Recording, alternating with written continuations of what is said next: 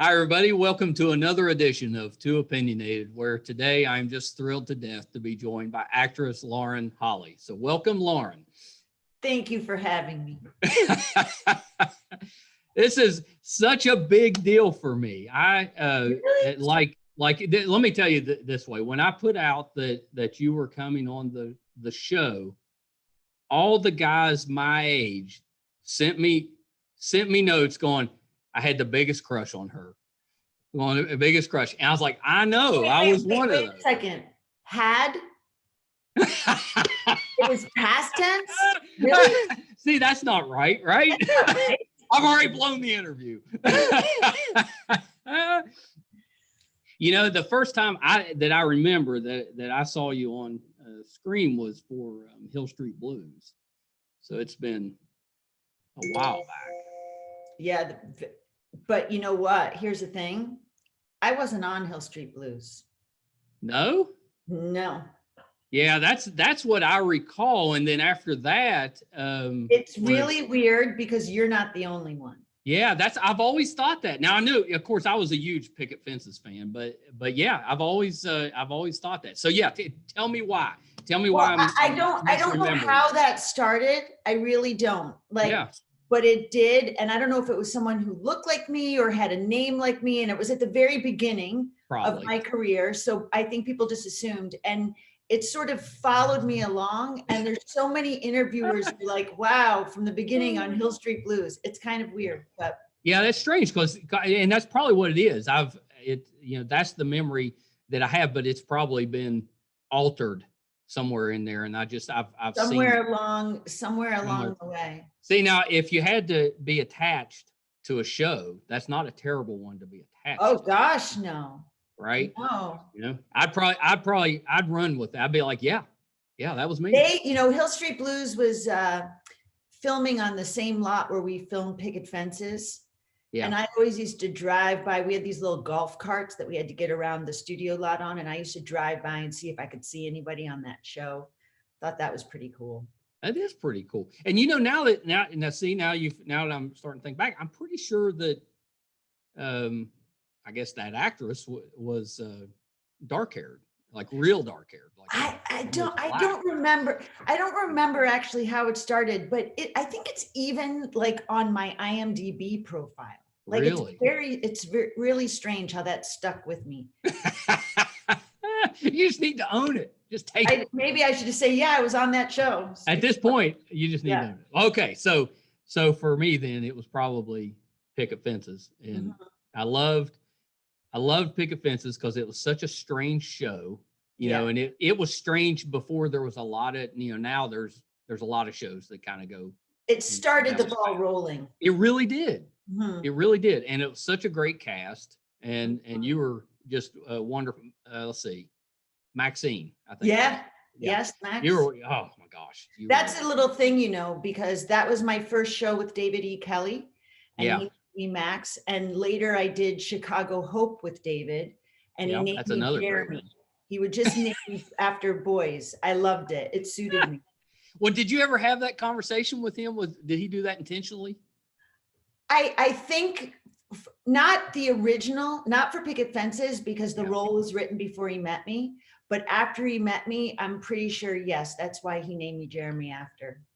Yeah, that's pretty awesome. Chicago Hope was a terrific show too.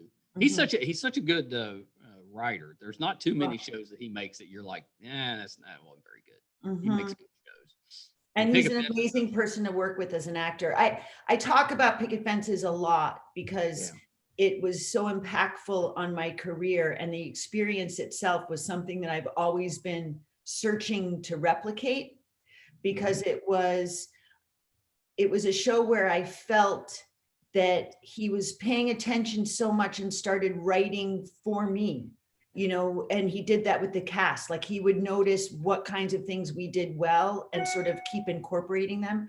And having that partner almost is an amazing thing as an actor. Yeah, that's pretty great. I always think about it. And to be honest, with this new show, I've been referring a lot to Picket Fences because this is the next show I feel that same way about.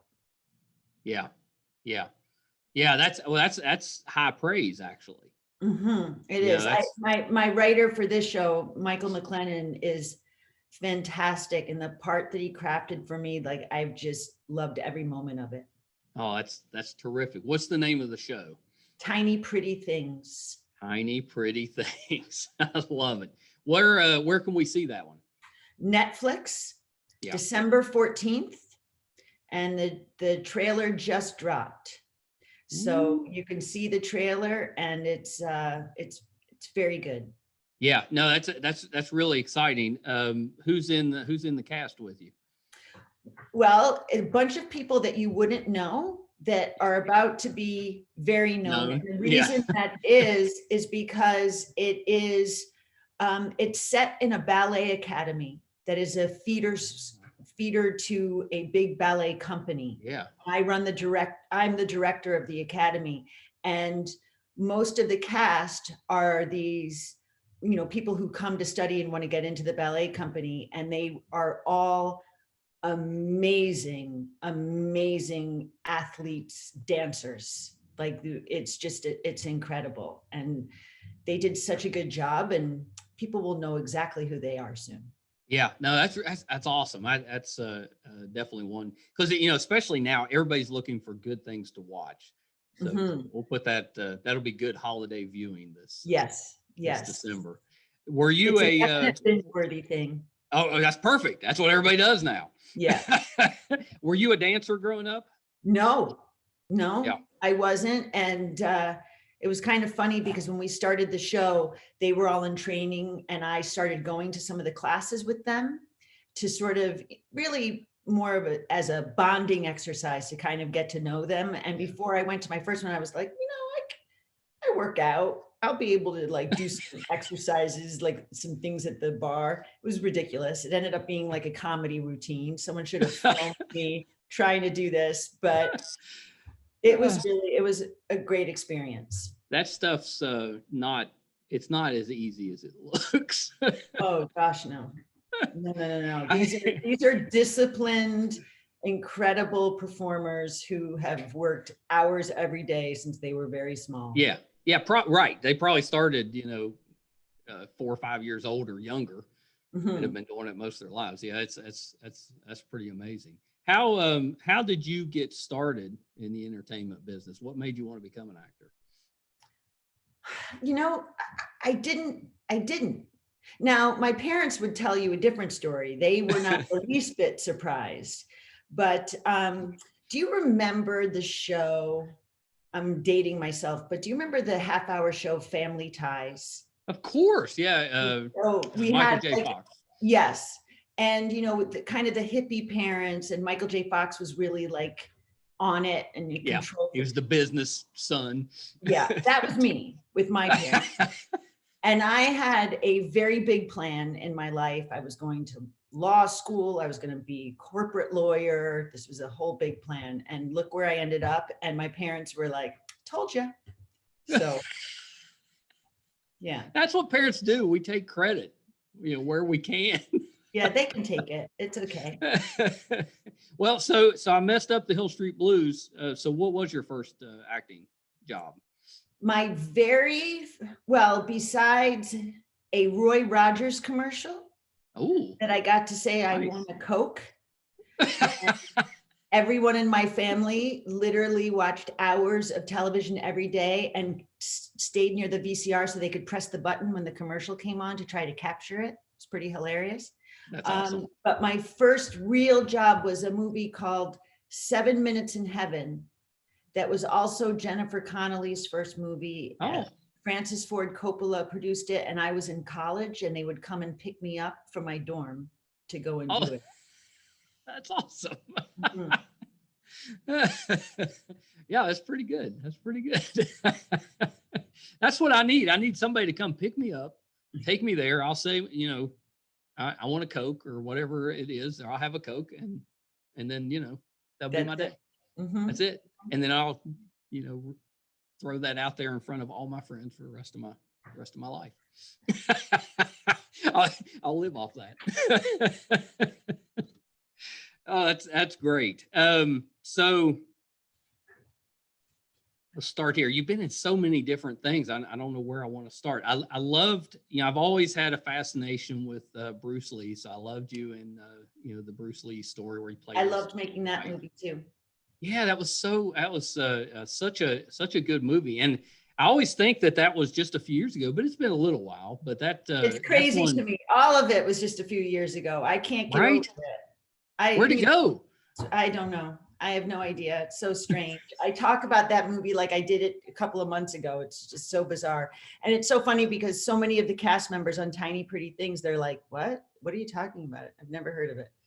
Oh, they should watch it. That's a good movie. Mm-hmm. You were great in that. Thank you. Yeah, that was because that was a little different role than what I was used to seeing you in at the time. Mm-hmm.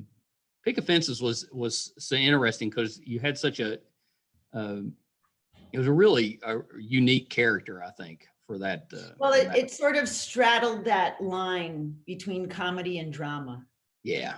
Kind of walked down the middle. So she did. Well, it had comedy and drama and then just a touch of weirdness. Mm-hmm. So, mm-hmm. Yeah. It's kind of exactly like me.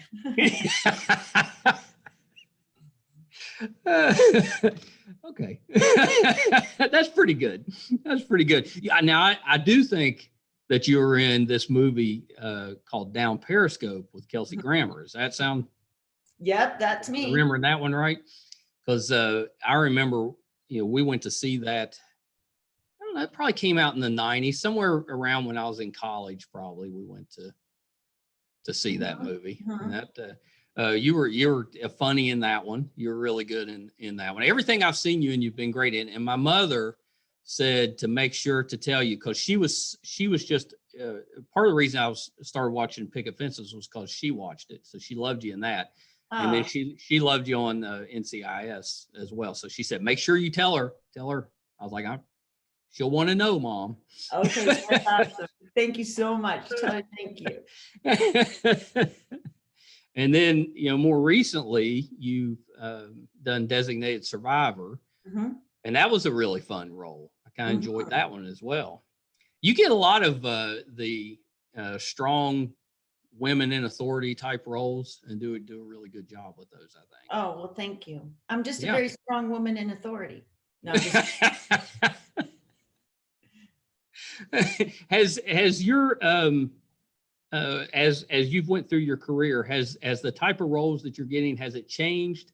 Have they become more where they fit more your personality as you've went along than they did earlier in your career, or is it always kind of? It's funny because I feel like I'm not exactly sure, we put on so many hats.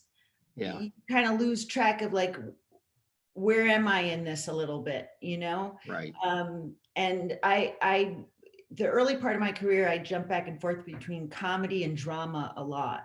Yeah. And it was also very unusual in the 90s. I was one of the few that did both film and television. It used to be television actors didn't do film and all of that. And I just sort of, I always used to say I was like the ever ready battery bunny. I just kept going, like finding things.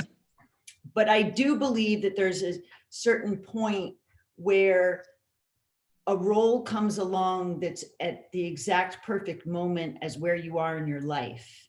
And it doesn't happen all the time because our job is to fit whatever they ask us to do.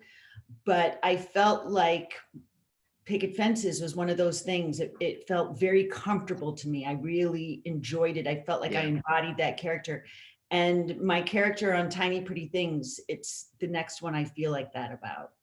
And it's a role that I don't think I could have played 5 years ago, but where I am in my own life, I really kind of understood her. And so it's been a pleasure.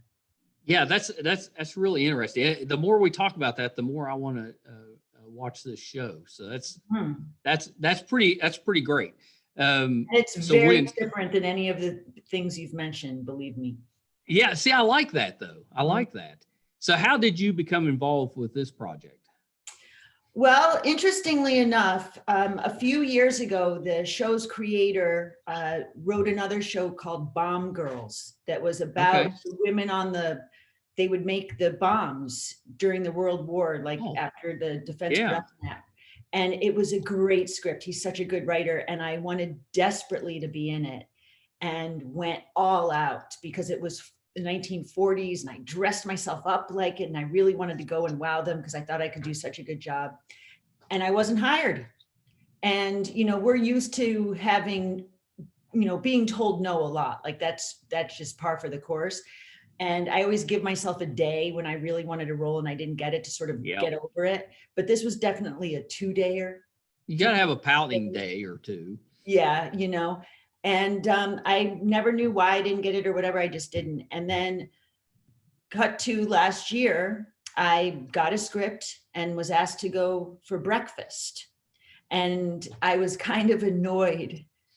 It's so silly looking back because they wanted me to go to breakfast in downtown Toronto at 8 a.m. And I live in the suburbs. And the idea, I'd have to leave it like for rush hour traffic going. It's like, oh, this is just going to be a nightmare. But I read the script was so good and it was the same writer. And I thought, oh gosh, he didn't hire me before. And now I'm going to go make this drive and go to breakfast. And when I read, because I was sent 2 scripts, and when I read them both, they were meeting me for a different character. And I wanted the character that I now play. Yeah.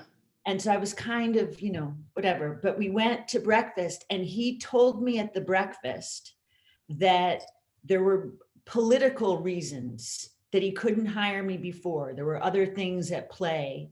And he had really wanted me for that part and sort of kept me in his head all these years thinking if I have something right for her, I want to see her again, which was such a great thing for an actor to hear because we never know that, backstory. But at that breakfast, I told them, I love this role and I would love to be part of this project, but I have, why didn't you consider me for Monique? And I saw them kind of look at me and I left the breakfast and I didn't hear a word. And I thought, oh my gosh, he's doing this to me again. Like he's doing this to me again. And 3 weeks later, just out of the blue, I was offered the part that I wanted. So he left that breakfast and said, yep, and went and did the fight and, whatever. And won. And won. And he was like so thrilled. And it's really wonderful because I adore him so much now. And he's become one of my dearest friends. And I have such respect for him. So it's fantastic. Yeah. Well, 2 things. One, you, to me, I can totally see you in like an old school Hollywood type of role or outfit for that matter. I think you totally fit that. So, yeah. You should have been in that movie. And the other one is, does that happen a lot where kind of the political side of the business gets in the way sometimes? So you end up. It does. I've been on the other side of it and producing things, and there's a lot of cooks in a kitchen that are, figuring things out. And it's kind of nice to know that because it's not always, that you didn't do a good job or whatever, but it does happen. There's lots of things at play. It's in my business, you need to be prepared and you need to have the skills, but there's an awful lot of luck that sort of goes along with it, that the timing and everything just kind of works out. Yeah. Yeah, no, I can see that. It's a difficult, we talked to a lot of actors and producers, directors, and it's a very difficult business to get into, but then it does seem to help if you have connections, at least until somebody higher up gets involved. Yeah. and things can change. Mm-hmm. And it's also, when they're putting things together too, as an actor, I tend to think it's just all about me, but it's an entire cast and it's sort of, they have an idea of how they want the entire thing to look or how the characters are related to each other. So a lot of times it's just that, like it's finding the chemistry with all of the people as well. Yeah. Yeah, for sure. Yeah, for sure. Is there a genre? You've done about all of them. Is there a genre that you prefer or one that you haven't done that you'd like to do? It's funny. I think I really like comedy. Yeah. And it's pretty amusing because I remember when I started And I would do those big comedy movies, and people would say, well, does she do drama? Like they wouldn't think that I could do it. And then I would get cast in a bunch of things that were drama, and people would Yeah. say, well, can she do comedy? It's like memories are really short. Um, I, I think as I'm older now, really, I want something that makes me work, that's a challenge, that I Right. feel like I have to rise to the occasion to make this just be a character that the audience just immediately accepts. Yeah. And I think maybe that's what I look for a lot. I don't think I've ever played a character like the one in this show. So that will be interesting and for people to see. So Yeah. Yeah, that's exciting. I like that, because I'm very routine, so I would never be an actor. But if I was, mhm. I have a feeling that I would intentionally typecast myself because I'd be familiar with it. I'd be comfortable. I'd be like, I'm good, I'm good. But that's And that pretty tends awesome. to happen, it tends to Yeah. happen. But the typecasting also usually lasts for a period of time. And then you might be given an opportunity to do something else, and you got to like knock it out of the park. And all of a sudden you're that thing, Right. it's like you sort of jump around a little bit, I guess. Well, And and I'm sure it leads from one place to the other. Even if the part is different, you show certain qualities or attributes in one role, and they're like, I think she would fit for this, and then it kind of gets that door open for you, I would guess. yeah, it's interesting too, because I might be going off on a whole tangent here, but it's really interesting to me how in these days with social media and Yeah. everything, I'm always just shocked that all of these young actors and stuff put themselves out there on social media and show all their personal lives and everything else, because I'm old school. You never want to put that kind of stuff out there because you don't want directors to have preconceived notions. Right. You Yeah, don't, that's a good point. I don't want them to see me being me and think, oh, she can't be that character that I want her to Right. be. So it's a really odd thing for me to watch. I don't know how it's all going to play out in the end. Right. And I kind of tend to notice that a lot of the young actors who I'm watching and thinking are really talented and really, they seem to have a slightly less social media presence. They're not as quite as engaged. I think that's That's kind of interesting. that's a really good observation. I think you're right with that, because as, just as people, we tend to have preconceived notions about somebody based on whether or not they agree with us or not. I mean, if you see me every day on my Instagram feed that, I'm like goofy and crazy and whatever, it'll be hard for you to then go into a movie and see me be Right. buttoned down and severe. Like it'll take you a minute. And our whole job is to immediately create that world that you walk into, and you just have to buy it. Yeah. So I never want to have someone sort of fight the impulse that I am that character. Yeah, no, I love that. I love it. That's really really interesting. I didn't ask you about Dumb and Dumber, and I guess the question I had, because it was so much slapstick in that one, but that one, that was early on. It was such a huge role. Mhm. Did that one change the direction of your career at all? It didn't change the direction, but it definitely opened a lot of doors. Yeah. All of a sudden people knew who I was. And um, it's so cool to be like a part of some iconic movie like that. Right. Yeah. Like I feel very fortunate because there's a lot of, fantastic working actors that don't have something like that in their, Right. on their resume. And it's kind of one of those movies that seems to, every 10 years just find another generation that it just holds up. It's like Yeah. I've got sons and they're in high school and they have high school buddies that just think it's hilarious now. so that's pretty fun. Oh, that's, yeah. Not Yeah, fun for my sons, believe me. They wish I did not do what I did. This is all just like mortifying to them, but yeah. Now they're, how old are they now? They are 17, 18, 19. Oh yeah, yeah, yeah. That's right in the age where if they're gonna be embarrassed or anything about what you're They're doing, coming that's the out age. a little bit on the other Yeah. side. Now they're just very upfront, like, yeah, whatever. We don't really want to watch it. We don't really want to watch it. But there was definitely in the beginning, like the 9th, 10th grade, Yeah. there were a lot of rules about me, like a lot of rules. And, when I was allowed to pick them up at school, what I was allowed to wear, like there were a lot of rules. I couldn't Well, talk to anyone, don't talk to anyone. yeah, that's not unique to just you though. That's all of us parents. Yes, I'm sure. It doesn't matter what we do. It's not the right I thing. needed a playbook in my pocket. I couldn't keep track with all the things I had to make sure of. Do any of them have any aspirations to do entertainment or acting?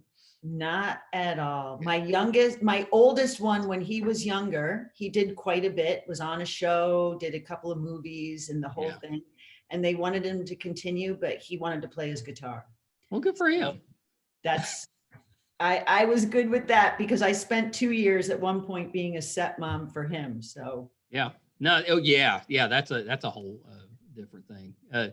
Childhood acting, difficult business to be in. I know you've been around some in the past. That's difficult. Hard business. Did a lot of talented people that I get, I'm lucky enough to speak to.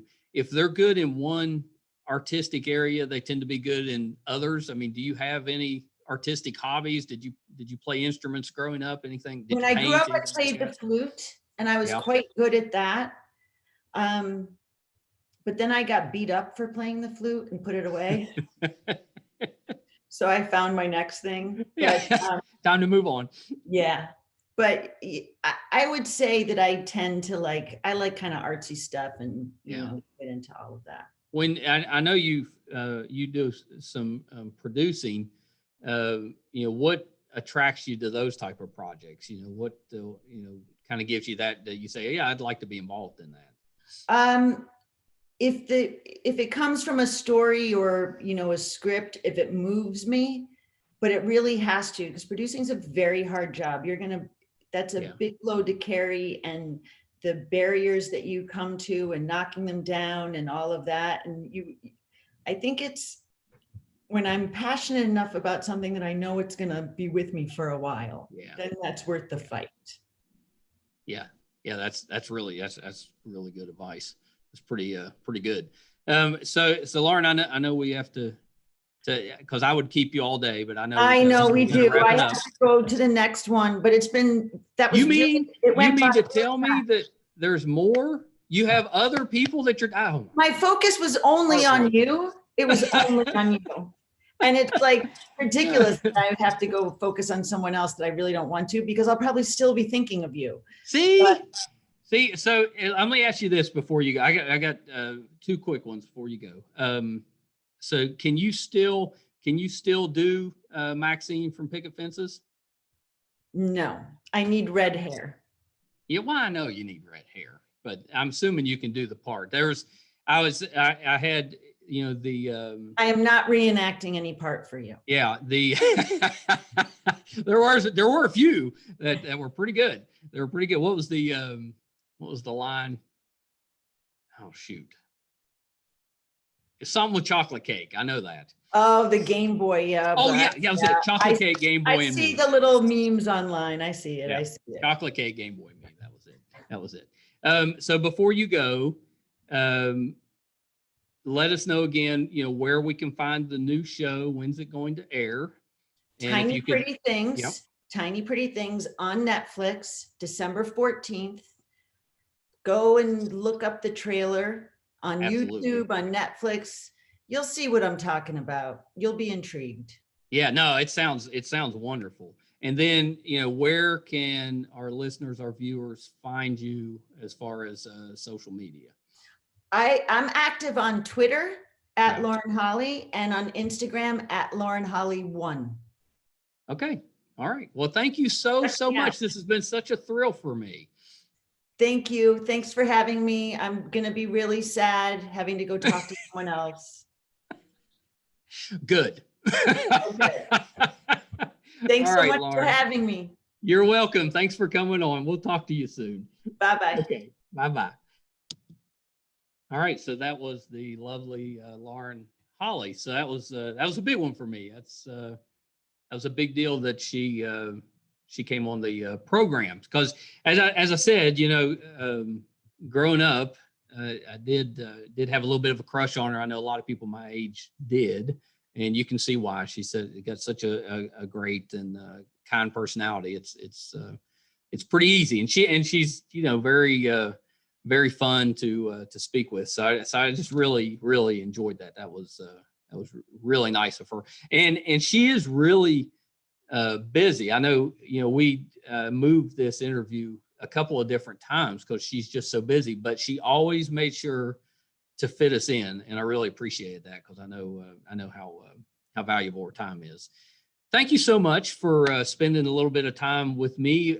We continue to appreciate you coming back week after week, month after month, and choosing us as one of the podcasts that you're listening to. We don't take that lightly. So thank you so much. Please do us a favor. Take a minute, go to Facebook and look us up under MeisterCon. Give us a like. You can find us on our new website, meistercon.com. There's some great fun blogs on there that you can go through. You can find all of our previous episodes. Really good website. We're really proud of it. So check that out. If you would like to help the program, we are in the process of building our new studio. We're in it. We're actually recording in the new studio, but we're still putting it together. And so we can definitely use the help. You can go to patreon.com/MeisterCon, and we'll give you some bonus content and some early access for your trouble. So thank you so much. And thank you again to Lauren. Please check out her new show. That sounds just awesome. I can't wait. I'm definitely, as soon as I hit stop, I'm going to go watch the trailer. So that should be a lot of fun. Talk to everybody and see everybody real soon. Bye now.